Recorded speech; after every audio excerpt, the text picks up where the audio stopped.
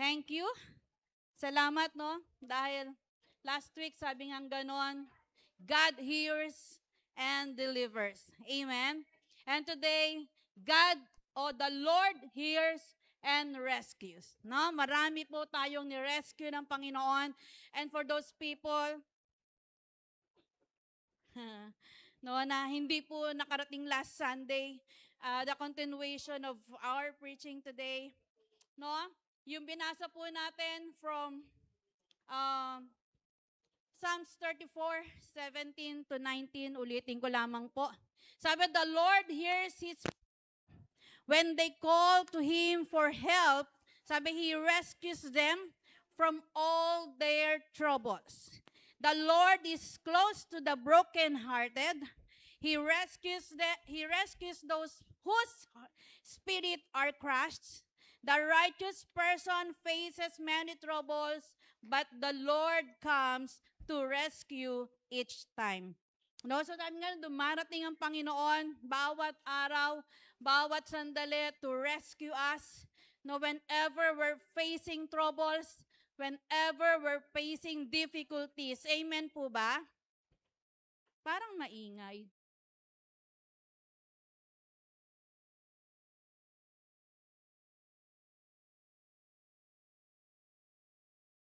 And deliverance for the righteous. Sabi mo, ako yung righteous. Bakit tayo naging righteous? Kasi we have Jesus in our heart, in our lives, no? Righteous tayo kasi yung righteousness ng God, yun nakikita po sa atin. Amen po ba? Kung self-righteous lang, kung ano lang yung parang ikaw na isang matuwid, no? Hindi yun ang tinitignan ng Panginoon.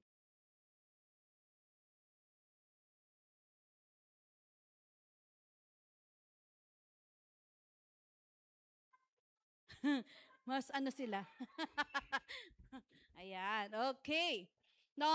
And sabi nga itong pong righteous na to, sabi in their times of trouble, sabi ine-emphasize ito that the Lord hears their cries. Amen? Pinakikinggan ng Panginoon yung mga paghikbi mo, yung mga panaghoy mo. Amen po ba?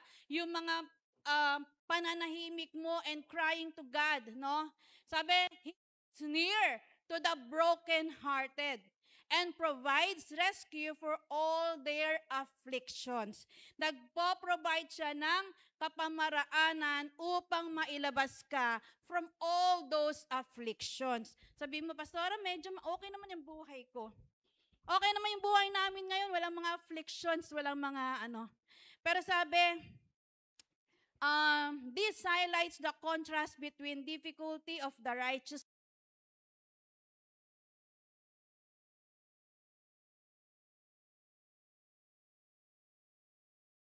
those who trust in God's compassion and power, no? During trial, sabing ganon, when we feel distress, no? When we feel crushed, sabi, ang Panginoon ay nag-o-offer sa atin ng incomparable kind of love, yung compassionate kind of love. Nakikita niyo po yung ating pong mga verses o chapter na binabasa ngayon in the Bible sa ating devotion. Napaka-compassionate po ng Panginoon. Amen? Napaka-merciful po niya. No? So, again, kung hindi po natin naririnig o napag-aaralan ng salita ng Panginoon, minsan mahirap po ito i-receive. Kasi kapag hindi mo na-experience yung goodness ni God at makikinig ka ngayon sa sermon na sinasabi ng Diyos sa'yo, merciful God ako. Compassionate God ako. Nagre-rescue ako. Pero wala ka nakaalaman sa mga salita ng Diyos. It's hard for you to receive this. Amen po ba?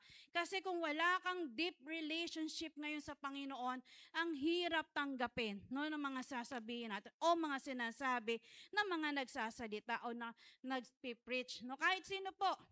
Pero sabi nga, itong Psalms 34, no, pinagpapatuloy natin, sabing ganon, may mga key themes and points to remember po tayo dito. Okay? So sabing ganun, unang-una, yan. God God's healing and rescue. Titingnan po natin, ano po ba yung sinasabi dyan? So last time, sabi natin, God hears and delivers. Meron pong langaw. Ayan. Sabi,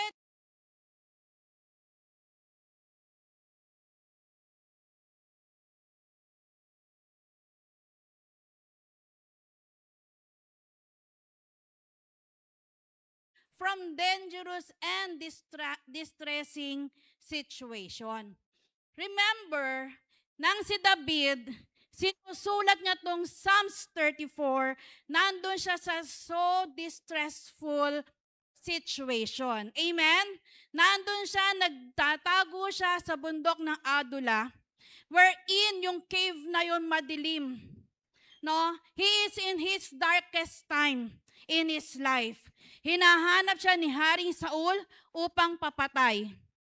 And during that time, so distressful yung life niya, yet he was able to give praise unto the Lord. Amen po ba? He was able to say to the people na sabi niyang gano'n,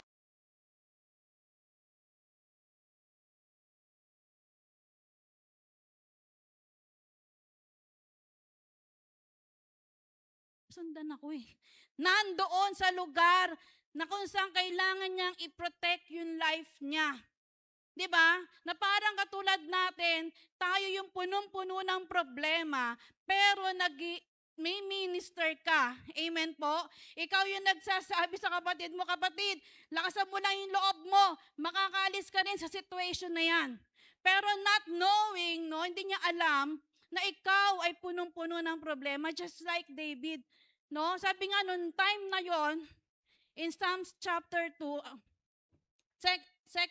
Second Psalms 21 o 22, na Samuel, no?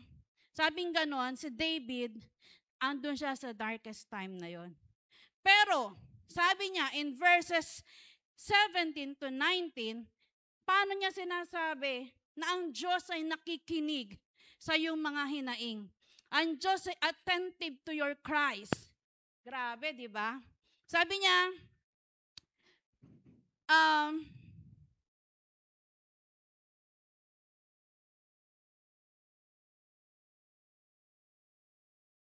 rescues them from all their troubles, no? Sabi, the passage begins with a promise. Ano yung promise? His people call to him for help, and anong ginagawa niya? He hears them. Amen? Napakinggan ng Panginoon yung pagtawag ng mga taong ito. And sabi, it emphasizes that God is attentive to His people's pleas in their desperation, kapatid. In your desperation, hindi lang po nakikinig ang Panginoon, kundi attentive po siya. Kasi kung minsan, pwedeng nakikinig ka pero hindi ka attentive. Diba? Parang hearing and listening. Iba yung narinig mo lang kaysa doon sa pinakinggan mo. Tama po ba? Hearing and listening. And this time, ang Diyos hindi lang siya nakikinig sa iyo, kundi nakatuon sa iyo. Ay, grabe, di ba? Sabi niya, anak, pinakikinggan ko kung ano sinasabi mo sa akin. Pinakikinggan ko. Sige, sabihin mo pa sa akin. Sabi ng Diyos. Hindi mo sasabihin sa kanya, Lord, kailangan ko ng financial assistance today. Kabi-kabila ang kailangan kong bayaran. And I need some ways kung paano ako makaka-accumulate ng mga pangangailangan ko financially. You think narinig ng Panginoon yon? Amen po ba? Sa palagay niyo po ba ang Diyos, kapag tumawag ka sa Kanya, para siyang isang bising telepono, ay, hindi ko muna masasagot yan. Kasi nandun pa ako sa isa, sumasagot pa ako dun sa isa eh. Busy pa ako. Pero hindi, di ba? Sabi ng Panginoon, call unto me, and I will answer thee. So sabi rito, attentive yung pandinig ng Panginoon sa'yo. No?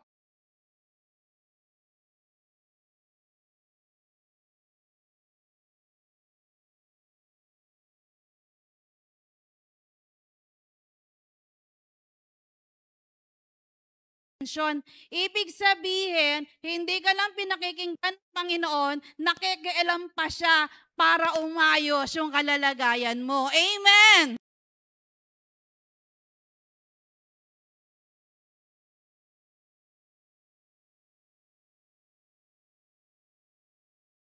It's like Hagar. I remember Hagar. Sa Bible, marami na tayong kilala mga tao who suffered afflictions. Okay? Mga sikat na mga tao, just like Moses, David, ito, pinag-aaralan natin si David. Pero, in the Old Testament, kilala natin si Hagar. Sino po nakakilala kay Hagar? Gio, kilala mo? Sabihin ko sana, very good. Kilala natin si Hagar. Siya po yung servant ni Sarah. Tama po, no? Servant ni Sarah, wherein sabi nga nung panahon na si Sarah ay hindi pa magkaanak, pinressure niya sino? Si Abraham, no, na magkaroon ng anak sa kanya. And nangyari nga po. And there's a time na nandun na si Isaac. Ngayon, si Sarah, pinalayas na, no, sila Hagar at Ishmael. Pero sabi nga, in the midst of their time in the wilderness, wala na silang lahat provision, wala na lahat, no? And she cried out to God. Kasi may pangako rin naman ang Panginoon sa kanya na magiging magandang lahi ang lahi ni Ishmael. And that the Lord, during his crying out to God, sabi nga noon, provided for their needs. Imagine mo, nandun siya in the wilderness. Imaginein mo ngayon, you're in the wilderness of your life. Ang pangako ng Panginoon sa'yo, anak, in your wilderness, andyan ako, nakikinig ako, nakikialam ako sa buhay mo. Bakit? Kasi you allowed God. Kung pinapayagan mo ang Diyos na kumilos sa buhay mo, sa pagka-cry out mo sa Kanya, God will intervene. Okay? Makikialam siya, papasok siya. At makikita mo, you will be provided for all the things that you need. Amen?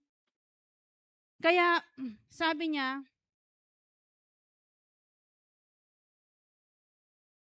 andito ako ready to rescue you. Amen? Sabi rito, the Lord delivers them from all their troubles. Hagar and his child. And her child, no? Ishmael. Sabi, this means that God is not only able, but willing to rescue them from every difficulty they face, both small and big. Okay? Sa yung problema sa buhay, kay maliit yan, kay malaki, handa kang i-rescue ng Panginoon. Amen? Hindi siya namimili, o dito ko lang tayo re-rescue, just, kasi ito medyo malaki to eh. O kaya dito na lang, kayang-kaya lang to eh. Diba? Hindi. Both small and big troubles and difficulties ng buhay mo, God will intervene. Amen? God will rescue you. Sabihin mo nga, He will rescue you. Okay? Kasi bakit? Dito, sabi natin kanina, sabi natin, tingnan natin yung God's hearing and God's rescue. Pangalawa, sabi natin, small or big situation, kaya mag-intervene ang Panginoon. And sabi, God's proximity to the broken-hearted. Ibig sabihin, nearness doon sa broken-hearted, di ba? O doon sa mga afflicted. Sabi, nearness to the afflicted. Sabi niya, the Lord is close to the broken-hearted. This explores God's intimate presence with those who are suffering, grieving, and overwhelmed by circumstances. Kapatid, sabi ang Panginoon ay very, very near doon sa mga afflicted. Those who are grieving, I know may mga nag-grieve dito, no, because of the loss of their families, di ba?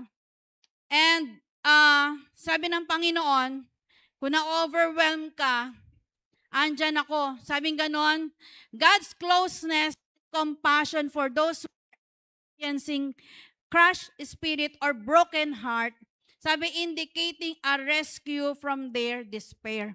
Itong verses na to, no, itong verse na to, specifically verse 18, na nagsasabi siya, kapatid, I am very close, I am very near doon sa mga broken-hearted. Sino rin ang broken-hearted? Pataas nga ng kamay. Ay! Ang kabataan, ang usaping broken-hearted, pusulan talaga, no? When it comes sa pag-ibig, when it comes sa mga crushes, di ba? Pero parents sometimes are broken-hearted. Amen po ba? Nabo-broken heart tayo because yung anak mo, maring hindi mo kasama ngayon. Broken-hearted tayo kasi ang dami natin mga dreams na hindi natutupad. Amen po ba? Sometimes broken-hearted tayo kasi yung plano mo, hindi pala plano ng Diyos. Pero sabi ng Panginoon, I am closer to you. Malapit na malapit ako sa mga sawi. Ay! Aray ko, sabi nila. I remember 8 years ago, nagpunta kami sa Cebu. Usong-uso po yung pelikulang Camp Sawi. Sino nakapanood ng Camp Sawi? Ayan. 'Di ba? Punta kami doon sa Cebu. Tapos nagpupumilit ako pumunta doon sa Camp Sawi. Sabi ko, pero na-realize ko, bakit ko ba gusto pumunta doon sa Camp Sawi? Alam niyo ba gusto ko lang magpunta roon kasi gusto ko magpa-picture doon sa nakalagay na Camp Sawi. And may picture po ako doon sa Cebu, nang galing kami. Pero sabi ko, at the end of the day, na-realize ko, bakit ako nagpa-picture doon sa Camp Sawi? Hindi ako dapat belong sa Camp Sawi. Amen? Saan ako belong? Sa Camp Tagumpay. Amen? Kasi sabing ganon, God took what the enemy meant for evil and He turned it for good. Amen? So, hindi tayo sa Camp Sawi. Amen po ba? Pero sabing ganon, during that time na dinadaanan mo ito, kapatid, kakampi mo ang Diyos. Amen? Lahat na magsabi ng amen sa kakampi niya ang Diyos. Ayan. Okay. So, sabi rito, affliction is often presented as something that can bring a person closer to God. Kaya yung mga afflictions, hindi natin tinatapon din yan. Sabi ko nga lagi, gamitin po natin yung opportunity. Sabi mo, opportunity. Ayan. Sa VYG nga, sabi namin, hindi na kami gumagamit ng salitang mahirap. Anong ginagamit natin, Ate Nicole? Wala sa Ate Nicole, nasa taas. Anong ginagamit natin? Hindi na mahirap. It's challenging. Yan na po yung namin. But today, sabi ng Panginoon sa atin, opportunity yon, no? Kasi whenever you feel afflicted, ito daw po ay maglilid sa atin sa deeper faith, learning, and perseverance. Amen? Maaring ikaw, estudyante ka, yung mga exam mo, failed, no? Yung mga reports mo, hindi pinakinggan, hindi naging maganda. Pero ang sabi ng Panginoon, use it as an opportunity because sabing ganon, this will make you closer to God. No? Kagaya ni Hannah. Si Hannah, kilala na po natin, di ba? Nasabi niyang gano'n, wala po siyang anak. Siya po ay pinakamamahal ni Elkanah. And yet, barren. Baog. Kumbaga sa buhay natin, mga walang resulta. Kung ano man yung ginagawa natin. Barren. But, sabing ganon, may isa pang asawa si Elkanah. Anong pangalan ng asawa ni Elkanah? Penina. Okay? Pinehas sa Tagalog. Si Pinehas o si Penina, lagi niya minamak itong si Hana. Hey, bahog ka. Ako na lang gusto ni Elkanah. Ako mag-anak, ikaw wala. Palaging ganun ang naririnig niya. And then one day, she decided na lalong lumapit sa Panginoon. And he cried out sa Panginoon. Yung pagka-cried out niya na yon, yung halos wala nang mabasa sa sinasabi niya. Kaya nga sabi na pagkamalan siyang lasing. Kasi yung pananalangin niya, yung pag-iyak niya sa Diyos, matinding matindi. Sabi ko nga po sa inyo, last 2 weeks ago, I experienced it once again. Alam niyo po kung lagi ko po na-experience yung nananalangin ako, pero prayer ng Holy Spirit.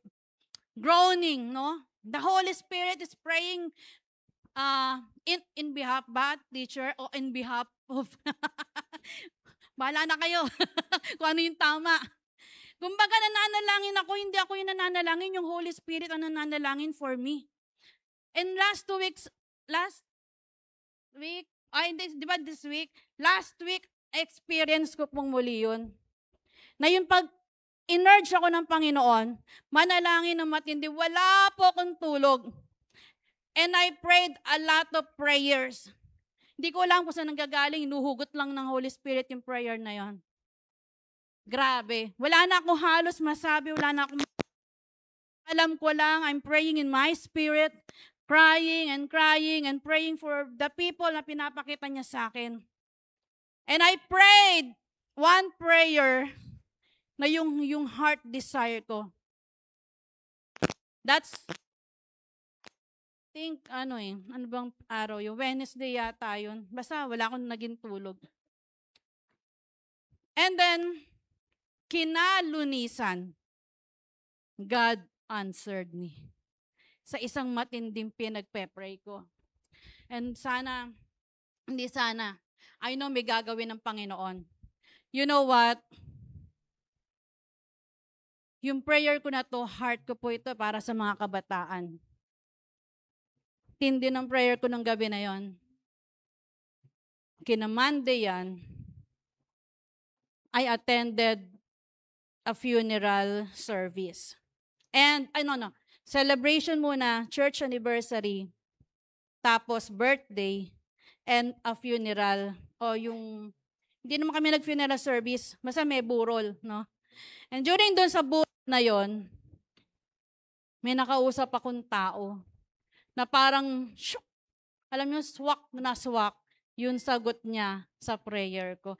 Tsaka ako na po chichismis sa inyo kung ano yun, bitin. Pero my heart's really, sabing ganun, nag-pump out sa parang lumabas na ganun. Sabi ko, you're the man na hinahanap ko. Gulat talaga ako. Lahat yata ng balahibo ko, sa ulo ko, sa katawan ko, nung binigay sa akin yung tumayo at parang sabi ko, alam mo ba, habang kinakausap kita ngayon, parang yung puso ko wala na rito eh. Kasi biglang, tapos sabi niya lang sa akin, di ba yan yung panalangin mo? Ganon si Hannah. In her affliction, in her trouble, she cried out unto the Lord. Nasabi niya, she made herself closer to God. And the Lord answered her prayer. And the Lord rescued her doon sa kanyang kinalalagyang situation. Amen? And she gave birth to a man na ginamit ng Panginoon sa simbahan. Amen po ba? Siyempre, to a child na kung saan inoffer niya and naging man of God. Amen? So baka ikaw meron ka mga troubles in your life. Sabi kasi rito, trouble means as a means of dependence. Okay? Gamitin yung mga trouble na yan as a means of dependence. Okay? Nandito, makikita mo, itong mga trouble na ito pala yung mga paraan ko para lalo kong hanapin ang Diyos. Amen? Para lalo kong saliksikin, Lord, ano bang will mo dito sa kalalagayan kong ito? Hindi yung kapag may trouble ka, lumalayo ka, pahinga muna ako, anak. Taga-PMI ka ba? Pahinga muna ako, iho. PMI. Pahinga muna ako, anak. PMA. Saan ka ba doon? Hindi ka dapat nandun. Dapat, you go closer and have a deeper communication sa Panginoon. Amen po ba? Kasi sabi scholar, sabi ganun, suggest that affliction is sometimes necessary to foster a deeper reliance on God. Tama ba yon?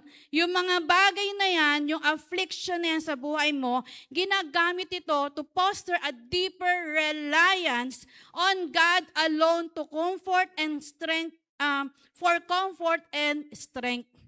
No? Na kapag hindi mo na alam kung saan ka pupunta, na kapag hindi mo na alam kung anong solusyon sa problema mo, yung mga afflictions na to, ginagamit ito para mag-rely ka lalo sa Panginoon.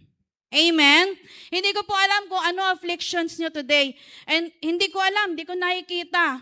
Maaring ikaw ngayon nakatawa ka pagpunta mo rito. Pero hindi ko alam kung ano yung sitwasyon mo.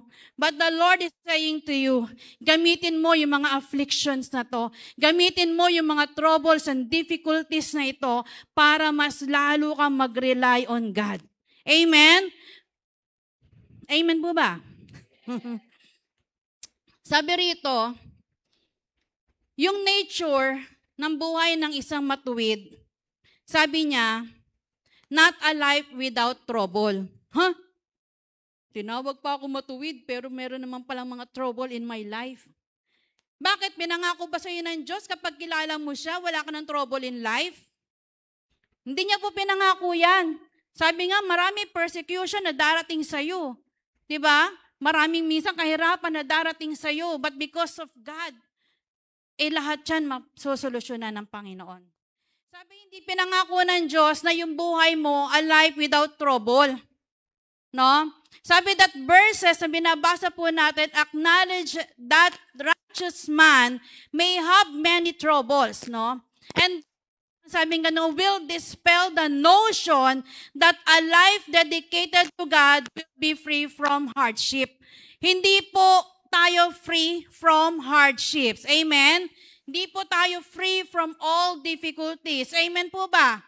Pero hindi po natin gino-glorify yung difficulties. Ang gino-glorify po natin, ang minamagnify po natin, what the Lord can do with that difficulties. Amen? Hindi ka nagpapasalamat kasi ang dami mong hirapan. Ikaw ay nagpapasalamat, nagpupuri sa Diyos kasi may opportunity siya na makakilos sa buhay mo. Amen? Na may opportunity siya na mag-intervene sa mga problema mo. Amen? May opportunity siya na ipahayag mo sa ibang tao, eto ang ginawa ng Panginoon sa buhay ko. Kaya nga po itong verses na to, hindi po nagsasabi na ikaw ay matuwid, free ka na from all the troubles. No, ito po ay nagsasabi na kahit matuwid ka sa harapan ng Diyos, sa harapan ng tao, ikaw pa rin ay makaka-encounter ng mga difficulties and situation na minsan unbearable sa buhay natin. Amen? Pero the Lord promised, He will hear you, He will rescue you. And the Lord is changing the atmosphere, mga kapatid. This time, the Glauco family are now facing difficulties in a different way. Amen? I know na may mga buhay po tayo, na hinaharap tayo, may mga difficulties, pero tinuturuan na tayo ng Panginoon ngayon kung paano natin hinaharap yan. Amen? Kaya nga sabi rito, we are all conqueror. Amen? We have been rescued, redeemed, no? And that the salvation, no, binigay po sa atin ng Panginoon. Kasi yung hardships na yan, no, yung mga afflictions na yan, sabing ganon, i-apply natin as an encouragement, no, sa atin po mga buhay. And sabing ganon, as a believer, ano bang dapat mong gawin? That you have to cast out your burdens on God. Amen? Casting out burdens on God, sabing ganon, believers are encouraged to bring all their anxieties, all their problems to God, trusting in His power to sustain them. Amen? Sabing ganon, all. Wala ka nang iniiwan. Hindi ka mag-iiwan ng problema o maglalapag ng problema sa harapan ng Diyos, 50% lang. Ito lang kasi, Lord, yung hindi ko kaya. Pero yung kaya ko, bahala na ako. Ganon ba yon? Sabi, all. Cast all your cares on God. Cast all anxiety on God. Cast depression on God. Cast all difficulties on God. Cast all lacking on God. Everything, sabi ng Panginoon, 50-50. Kasi this time, you are trusting God to sustain your power and to do whatever God wants you to do, facing your afflictions, facing your difficulties. Amen po ba? And lastly, sabi niyang ganon, ito po yung nagbibigay ng hope and faith. No? Sabi, these verses, sabi ganon, serve to strengthen the faith of all believers. Last week, binanggit ko rin po ito, di ba? Assuring that God will fulfill His word and deliver His people from every affliction. No? Sabi ganon, you can carry out to the Father in brokenness, sabi ganon, in brokenness, in sinfulness, in repentance, and in agony, alam mo na sasagot ang Panginoon sa'yo. 100% kaya kang sagutin ng Panginoon. Di ba napakasarap magpasalamat sa Panginoon ng ganon? Na kung saan lahat ng agony mo, okay, pwede mong ibigay sa Diyos. Okay? And alam mo, 100%, kapatid, na you as a righteous, sabing ganon, the righteous person faces many troubles, but the Lord comes to the rescue each time. Amen? So He is there for you to be rescued. Okay? And in verse 19, sabing ganon, sabi, this verse acknowledges the reality of hardship of the righteous. Diba? May talaga naman binanggit dyan eh. But assures that the Lord will repeatedly come to their aid and deliver them from their afflictions. Sabi, God provide peace even when it seems that all the tables have been turned. Sabi rito, di ba? Sabi, you take the enemy meant for evil, but you turn it for good. So yun ang gusto ng Panginoon sa atin. Sometimes we get refused, no? Doon sa mga ways ng God. Akala natin yung ways natin, bakit? Kunyari mo, sa trabaho mo o sa hanap buhay mo ngayon, bakit ka nalugi? Pala may makakatagpo ka na mas magbibigay sa'yo ng mas malaki at magandang trabaho or hanap buhay. Bakit sa pag-aaral mo ngayon, nasa hulihan ka? Yung pala, God is giving you an opportunity na mas lalo ka mag-aral. Amen? Ang tawag po natin doon ay sometimes blessing in disguise. Minsan confused ka, Lord, sabi mo, mahal mo ko. Bakit ako natalo sa laban na to? Pero pag pinakinggan mo, anak, andito ako to rescue you. Andito ako to deliver you. And makikita mo, ito pala yung gusto ng Panginoon sa iyo, the other way around. Amen? So, tingnan po natin. Righteous people do have troubles. Amen po ba? Sabi nga noon, sometimes they lose their jobs like other people. Amen? Sometimes, sabi nga noon, may mga monetary problems. Amen po ba? Sometimes, may mga family still in tension. Wala yung anak ko. Nag-aaway kami ng anak ko. Nag-aaway kami mag-asawa. Pero righteous ka ba? Matuwid ka? Pero nakaka-experience ka ng ganon? Amen? So we sometimes have, sabing ganon, nagbe-breakdown. Okay? Sometimes people, sabing ganon, suffer from sickness. And some of you, baka may iniwan ka na nasa bahay mo na may sakit. Amen? Pero righteous ka ba? Kasi ito, sabi dito, yung mga righteous nagsasuffer na mga ganon. Sometimes, Christian, ang dami ini-endure na pain. But tandaan mo, kapatid, ang sabi niya, Christ's children are the righteous. Yet, the righteous, sabi ganon, have many troubles. Kagaya ni David, gave these lessons, Sabi ganon, lesson on God's provisions, God's guidance, protection. And sabi, you may have trouble, but the Lord delivers you from them all. You may have all troubles, but God delivers you. God rescues you. Amen? And sabi niya, He is changing the atmosphere sa iyo pong buhay. He's changing the atmosphere from a place wherein puro trouble to a place of no anxiety, to a place of no pain, to a place of no hassle, and to a place of no difficulties. Yun naman pala Narinig niyo po ba yun? No, from a place full of difficulties, from a place full of depression, from a place full of anxiety, sabi niya, dadaling kita sa place na wherein no anxiety, no depression, no hassle in your life. Of course, hindi ko sinasabi na wala na tayong daranasin. Pero ngayon, baka nasa situation ka. May mga anxiety attack ka na sinasabi, especially mga kabataan. Ang bilis silang sabihin ngayon na may anxiety ako, may depression ako. Pero sabi ng Panginoon, napakinggan kita and malapit ako sa broken-hearted and andito ako to rescue you and to change the situation and the atmosphere ng buhay mo.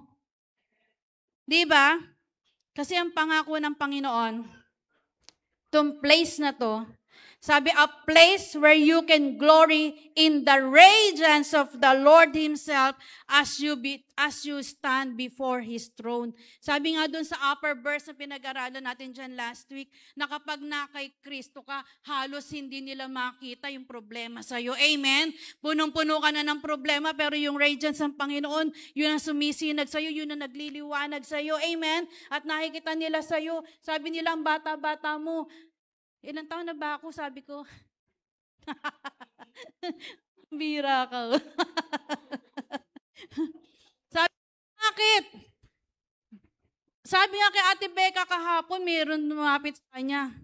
Hoy, Becca, bakit ba ang ganda-ganda mo?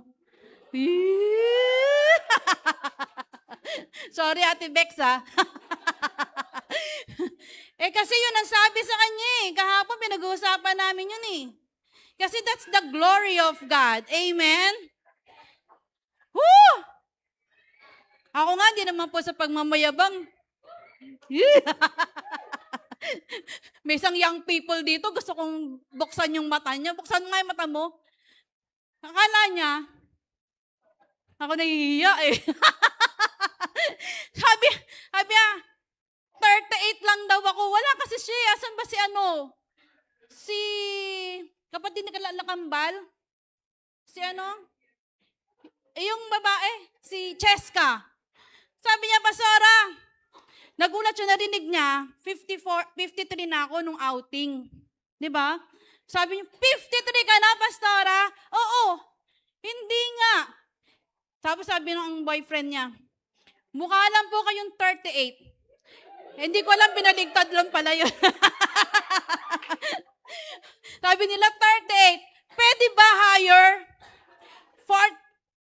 Higher naman. Sige, 39. Pero sabi ni Sheena, Pastor, talaga, 50 ka na nung practice kami ng sayaw. Sabi niya, parang mga 45 lang. Kasi yung Anong oras naman ako nung nag-asawa? Ilang taon naman ako nag-asawa? Yung anak ko, 30 years old. 80 years old. Di ba? Pero sabi gano'n, yung pangako ng Diyos, no? Makikita sa iyo yung presensya niya.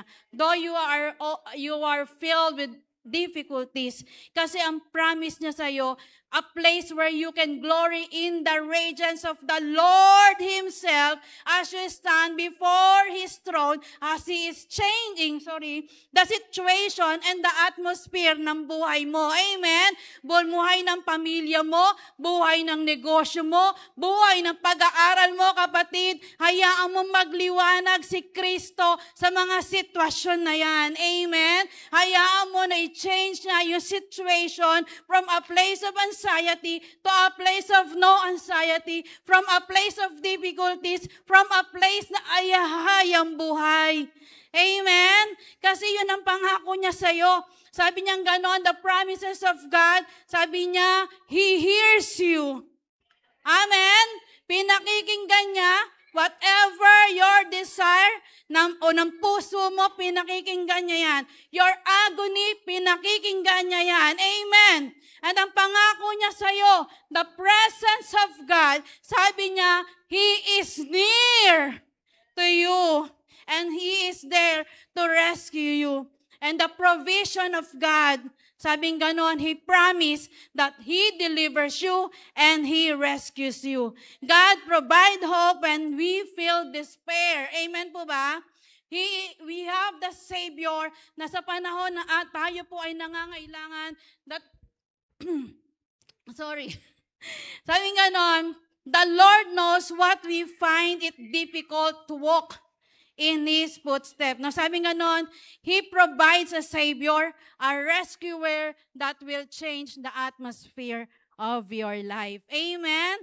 And lesson natin dito, sabi nga nun, the Lord can see us through our troubles.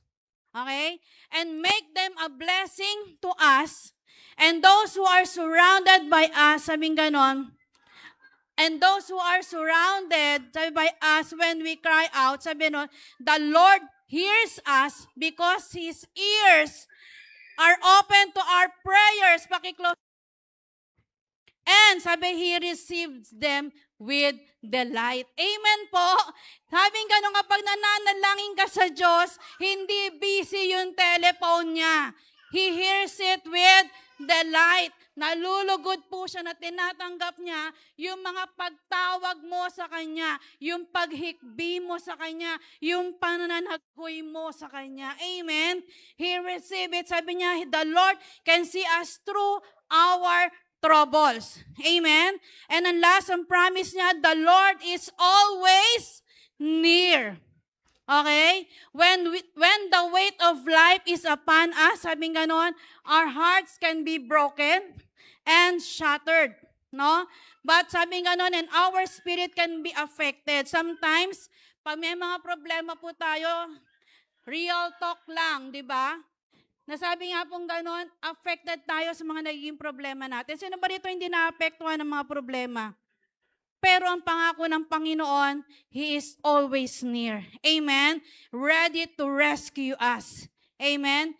And sabi niya, He is available to those who are and have been affected by afflictions of life.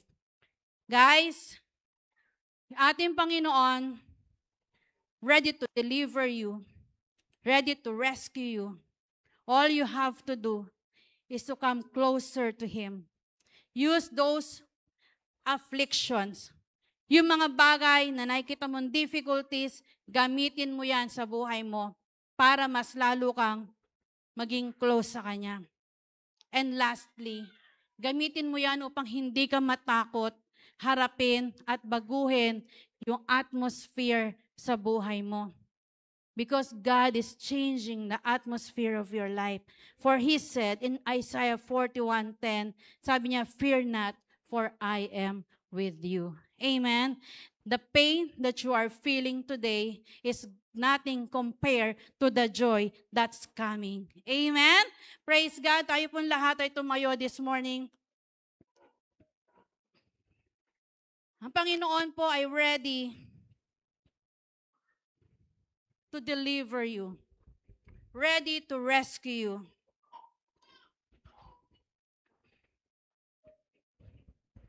Naririnig ng Panginoon yung panaghoy mo. Kasi nasabi mo, Lord, I'm so distressed, oh God, sa mga nararanasan ko in my life now. As everybody's eyes closed, pikit po natin ang ating mga mata. Baka pumunta ka sa lugar na to,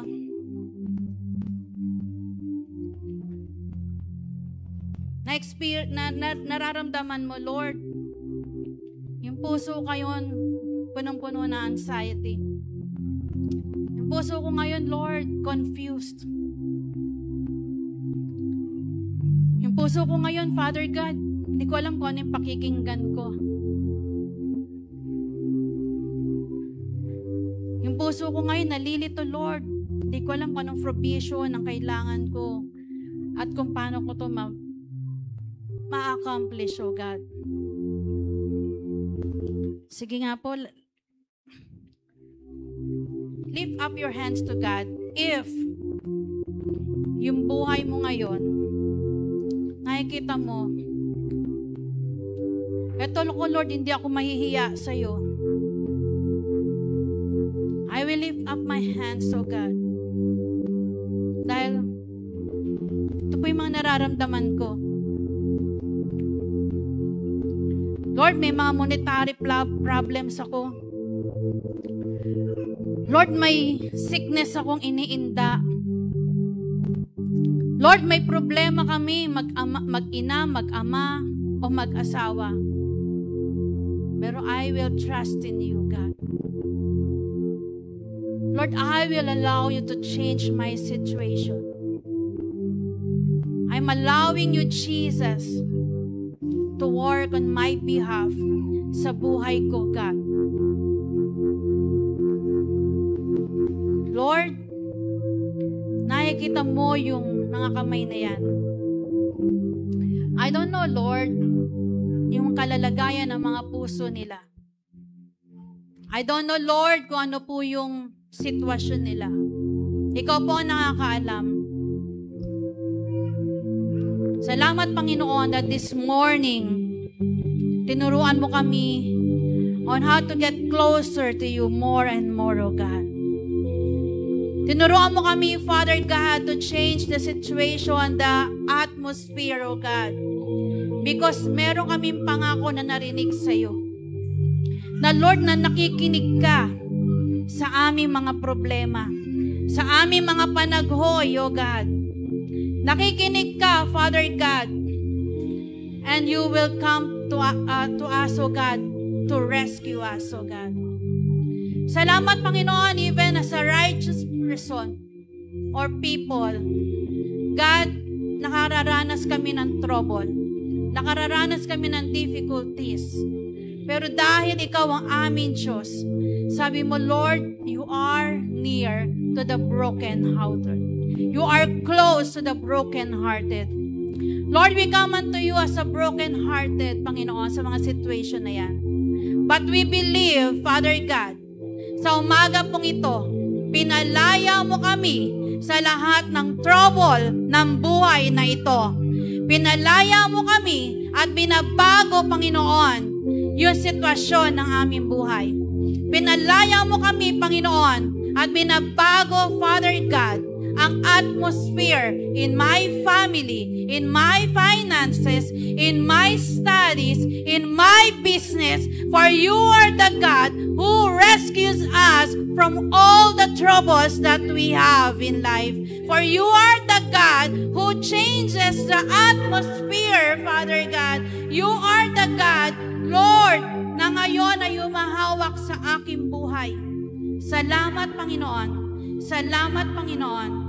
Salamat sa buhay na ito na pinalaya mo ko, na binago mo, Panginoon, yung aking paningin sa buhay na kung saan sa ngayon dinadaanan ko. Lord, Thank you for hearing me. And thank you, Lord, for rescuing me, Panginoon, in all the situation of my life. Marami pong salamat. In Jesus' name we pray. Amen and amen. Thank you, Jesus. Thank you, Holy Spirit. Thank you, Lord, in Jesus' name.